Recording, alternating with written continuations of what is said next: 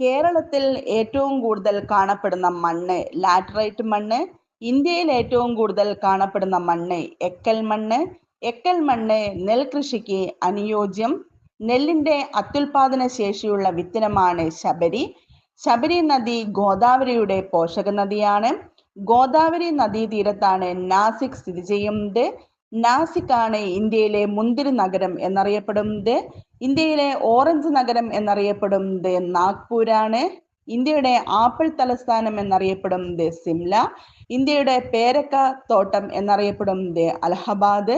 അലഹബാദിലാണ് ഇന്ദിരാഗാന്ധി ജനിച്ചത്.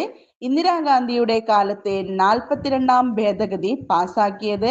42ാം ഭേദഗതി പാസാക്കിയ വർഷം 1976.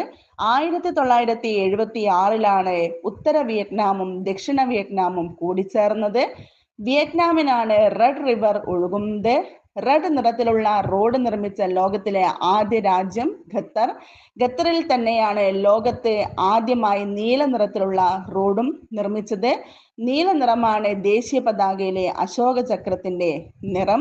അശോക ചക്രത്തിലെ ആരക്കാലുകളുടെ എണ്ണം 24. 24ാമത്തെ ജൈനമത തീർത്ഥങ്കരനാണ് വർദ്ധമാന മഹാവീരൻ. ജൈനമതത്തിലെ ആദ്യ സമ്മേളനം നടന്നത് പാടലീപുത്രം.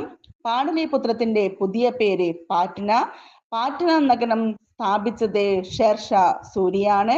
ഷേർഷയുടെ യഥാർത്ഥ പേര് ഫരീദ്. ഫരീദാബാദ് നഗരം സ്ഥിതി ചെയ്യുന്ന സംസ്ഥാനം ഹരിയാന.